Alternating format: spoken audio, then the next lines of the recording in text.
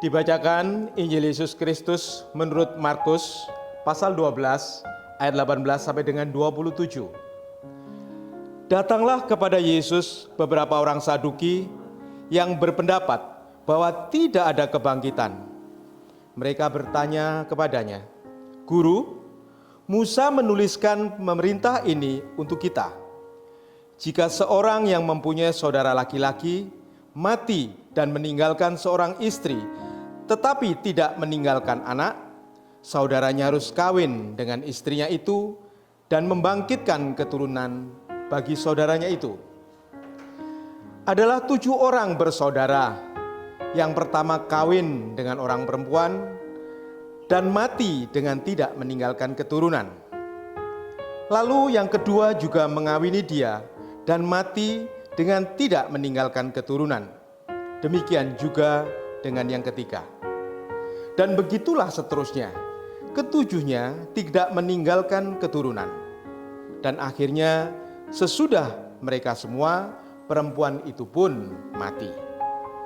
Pada hari kebangkitan, bila mana mereka bangkit, siapakah yang menjadi suami perempuan itu? Sebab ketujuhnya telah beristrikan dia. Jawab Yesus kepada mereka, "Kamu sesat, justru karena kamu tidak mengerti kitab suci maupun kuasa Allah.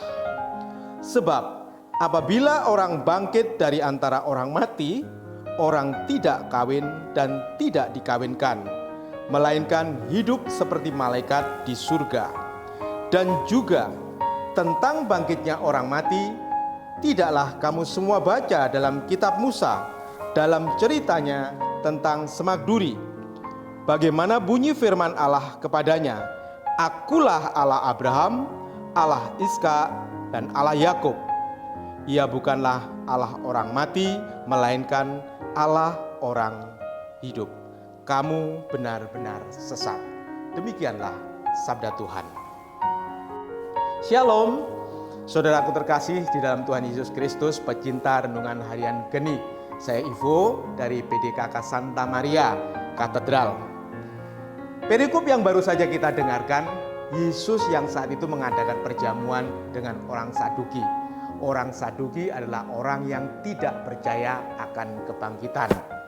Dan saat itu timbul pertanyaan di dalam pikiran mereka. Dengan cerita ada seorang perempuan yang menikah dengan 7 orang laki-laki bersaudara.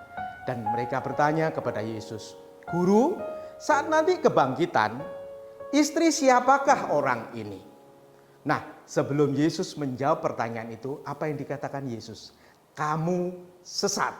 Nah, setelah Yesus mengatakan itu, Yesus memberikan penjelasan bahwa di dalam kebangkitan, saat kita bangkit, manusia secara realita hidupnya bertemu dengan Allah yang nyata. Dan saat itu manusia kerangka berpikirnya sudah lagi bukan dengan kerangka berpikir dunia. Saat itu manusia berpikir dengan kerangka pikiran Allah, termasuk kawin dan dikawinkan. Saudara sekalian yang terkasih di dalam Tuhan Yesus Kristus, orang-orang Saduki waktu itu bertanya kepada Yesus karena mereka terjebak oleh kerangka pikir duniawi. Mari saudara sekalian terkasih, apa yang menjadi refleksi kita? Berapa banyak di antara kita yang seringkali terjebak dengan berpikir dengan kerangka duniawi? Satu contoh, hal yang kecil saja.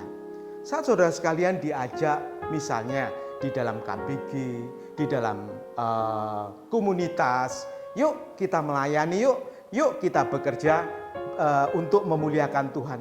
Seringkali jawaban yang timbul apa? "Sorry ya, aku sibuk. Sorry ya, aku gak ada waktu.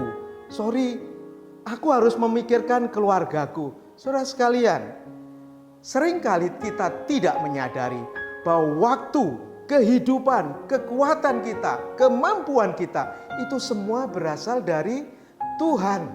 Namun saat kita diajak betul, ayo kita kembalikan untuk memuliakan Tuhan, kita terjebak dengan kerangka berpikir duniawi. Contoh kecil yang lain, berapa banyak di antara kita, terutama saat-saat semacam ini, kekhawatiran melanda kita, ketakutan melanda kita. Seolah-olah kita bisa merancang masa depan kita, seolah-olah kita bisa menentukan masa depan kita.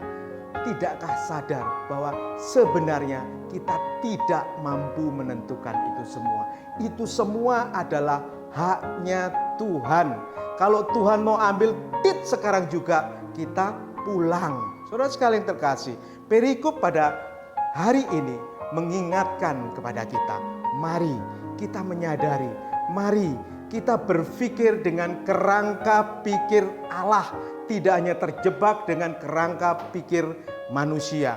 Mari melalui perikop, melalui sapaan Injil pada hari ini, kita diajak membuka hati kita, membuka diri kita. Ajakan Allah, jangan hanya terjebak dengan pikiran kerangka duniawi yang seringkali membuat kita khawatir, yang membuat kita takut. Mari kita mulai sekarang mengambil keputusan.